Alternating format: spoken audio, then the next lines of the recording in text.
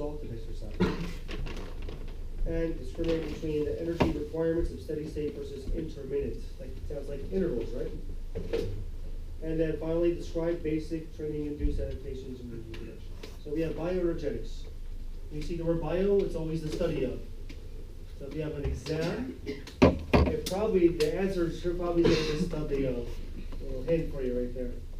Study of how energy is transformed through biochemical reactions, which would be through ATP, right? Metabolism, I said, is all chemical reactions, and then there's exercise metabolism, which whatever stress we put on the body, for intensity and duration, is how our body responds to that stress. And then you put a new stress on it the next time. Whether it's a little farther, whether it's a little heavier, something has to be challenging your tolerance, right? So we have proteins, carbs, and fats. This is what we use to create energy, right? Other than things like sunlight, but like when we're eating foods, protein, carbs, fats, or lipids, it's going to somehow become energy eventually. Now, the difference is how much energy you need and how fast do you need it, and how long do you need it for. That's how your diet would go around to this, or timing of your diet, right? Like how much carbs before and how much after to replenish. That's what all matters, right? So we know the storage form of carbohydrates is already glycogen from the last chapter. So this is the best way to use fuel is from carbohydrates. Our body prefers fats just in general for life, like at rest and walking and sitting down right now. But when we start going more intense, our body prefers carbohydrates. Why is that? Why do you think if you need carbohydrates more than fats to go intense in general? It takes the body longer to break down the fats, whereas breaking down carbs, it's long, basically a sugar, and it's easier for it to break into sugars to be used. Yep, it's faster. You can turn into ATP faster, right? So I'm going to write on the board here. I'm erasing this somehow. What we need, ATP is also the biggest. Right? Everything is trying to create ATP. I don't care which energy system there is. There's three major energy systems, right? We have ATP by itself. But they call it ATP-PC, as in phosphate creatine, right? But in the end, all of them are trying to create ATP. That's how the body contracts the muscle and moves. It just depends on how you get that ATP. So if you were to stand up real fast and jump, it uses just ATP. It doesn't have to go through carbs and fats. Because it needed it right away, needed it fast, and so it skips all the other ones. But if you were to keep doing that for 1 minute, it has to get it from something else, so it takes it from carbs. If you were to do it for 10 minutes, it's going to get it from fast. Because how fast and high can you jump for 10 minutes? The jump's going to look like this, like your jump roping or something, right? So it doesn't need it that fast. It's not as intense. That's why it's about intensity and duration, right? So everything needs it from ATP. So how's it going to get that ATP? Well, it can get it directly from ATP. Phosphocreatine as well, right? It can get it from glycolysis, which is also fast and a slow, depending on the intensity and duration. Or you can get it from the oxidative system, which in your book calls a Krebs cycle. I'm not going to go too much over that today. That I can do tomorrow. I'm going to put this one of these today. And electronic transport chain called ETC. That's just oxygen, basically, fast, right? So ATP, phosphocreatine. There's these P's there, which are the phosphates. Basically takes two of them to do a little bit, right? So there's three in there. There's three phosphates, right? As in triphosphate. It looks like this. But when you do like a deadlift, right? This is designed for heavy, or fast, or powerful, right? It initiates all movements, and then your body figures out right away well, doesn't need that much. We don't need to use it up. You're just standing and walking, right? But this is 0 to 15 seconds. Right? 0 to 15 seconds. So it's either fast, powerful, really strong.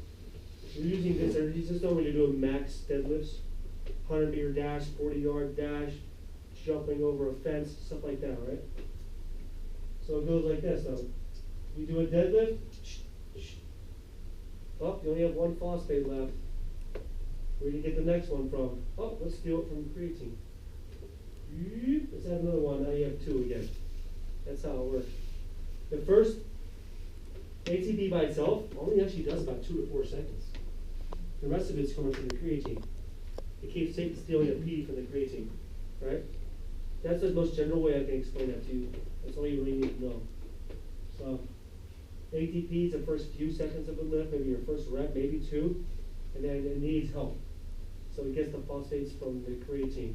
So taking creatine supplements is not going to make you go 30 seconds of deadlifts really heavy. It doesn't make sense like that. It just makes you more efficient in your lift. And you can probably go more strength and mass like that. So that's why people would take more creatine. But creatine's already in our muscles. That's why it's up there. It's in red meat basically, right? So you eat steak, you naturally get more creatine. But if you want more of it faster, then you take the powder and you mix it in the water and you drink it. And then like you have more creatine in your cells, and then you can be more efficient at your powerlifting, right? So that's how the first energy system works. Then for strength, power, right? So now you decide that, oh, I'm going 20 to 30 seconds, up to 50, right? Anywhere from like just after this to 50 seconds your glycolysis, which is like carbohydrates, right? But remember I was saying before, they interloop like this.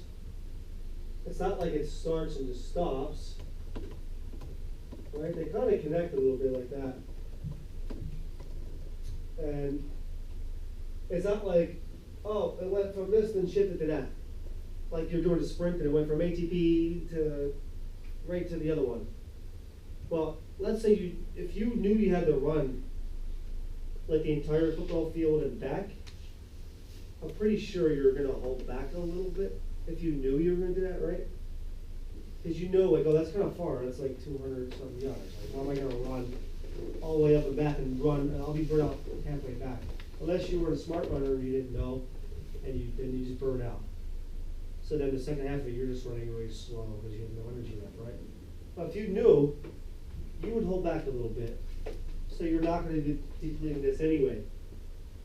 If you had to run around a track, and who did that before? Jacob has. Who else? Run around a track one time for like a race? It's far. It's like 4 football fields basically, right? Plus 4 end zones. Because a meter is 3.28 feet, and a yard is 3 feet. It's like running 4 football fields plus the end zone.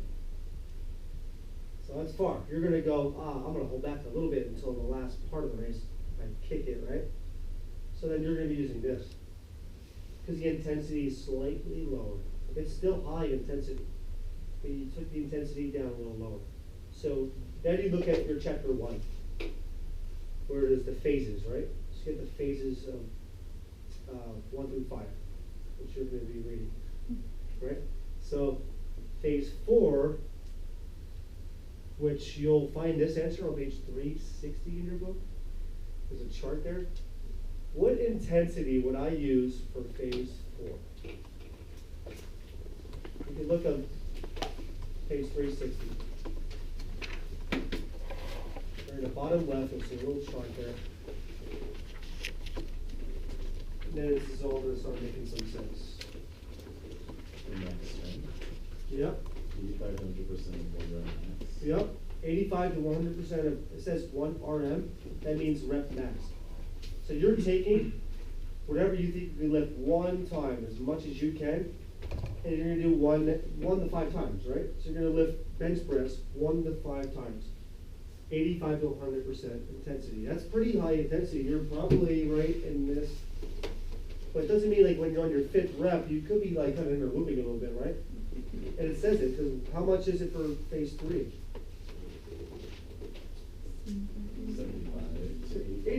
see we're in inner loops now? Anywhere from like 5 to 6 reps, you're pretty close to inner looping. You might feel a little bit of that burning feeling in the 5th rep. But do you feel that when you do it one time? You ever max bench press? You put the bar back on and go, oh my god, my chest is on fire.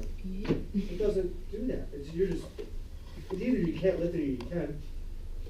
It's either going to go up or down. You don't get that lactate feeling, right? There's no lactate in this training. You don't do a power clean and be like, holy crap, my legs are on fire. But when you do hypertrophy training, muscle building, and endurance training, in these two, you feel the burning feeling a little bit, right? More so in fast glycolysis, right? So fast glycolysis happens after this. I would say anything after 15 up to 50 seconds. 50. Right? That sounds like the 100-meter dash if you're pro. The 400, I mean. But if you're slower, it's going to be after that. Then you're going to slow glycolysis. But 50 seconds sounds like weightlifting. If you're doing a set past 50 seconds, you're probably doing it on, hopefully on purpose for endurance, or you're in the stabilization phase, right? Because you were doing something on one leg with like 5 pounds. But the focus wasn't the shoulders anyway. The focus was you trying to throw your balance off. That was all. Why would you stand on one leg if there was no purpose of the balance, right? So the intensity was low. So you're probably in slow glycolysis, right? So this will happen after fast, maybe up to 2 minutes or so. And people are different, it depends how you train. There's like pro people that could be in fast glycolysis for like 2 minutes. The guys that run 800 meters, 2 laps on the track, in like a minute, 35 seconds, like those guys. I'm pretty sure Olympic athletes can change these a little bit. So we'll say like 2 minutes, right? Up to that. So slow glycolysis sounds like you're doing jumping jacks, jump rope, something that's lighter, like kind of mountain climbers on the ground. You're doing like crunches for a couple minutes, some kind of circuit. So this is more intense. This is more intense. The intensity keeps going down while the duration goes up. It can't be both. You wouldn't be human if you could do both. Does it make sense, right? So we'll stick with that today, with these, right? I won't go into this at all, right? Just know that this is aerobic and this is anaerobic. Once you start shifting to this, it's all aerobic. Except this one is a little bit of both. They call this aerobic glycolysis. This is called anaerobic glycolysis. Right? So when you're doing fast glycolysis, it's anaerobic. The difference is when you do this, you feel the lactate. Your book calls it lactic acid. There's really no such thing. It's actually called lactate. The lactic acid is a layman's term that people feel when it's burning. But they probably just threw it in there because it made sense to people when they wrote it, right? What happens is in this is the phase you're going to feel the most lactic acid. Not so much this one, not a little bit of this one. But this one, you feel it at the gym, right? When you're doing curls for 30 seconds, whatever, you feel that burning. So in your book, it says the end result of anaerobic glycolysis is lactate. And it says the end result of this one is pyruvate because it's trying to use, let's just say, it's just using oxygen. So if you're doing jumping jacks for 2 minutes, you feel a little bit in your calves, right? It takes a while, but you feel it a little bit. But it's not going to stop you from doing jumping jacks. You'll probably stop doing jumping jacks because you're like out of breath, right? It's because you're just tired.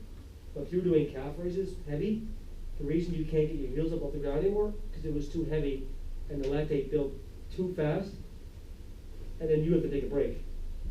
When the lactate builds faster than it can flush out, that's when you know you're in fast glycolysis, right? But when it doesn't, that means you slow down a little bit, you ease back a little bit. So you're running like 2 laps on the track, or you're going kind of slow, like a warm-up or something. If you run really fast, the intensity goes up, the lactate is going to build so fast that you can't contract the muscle anymore, right?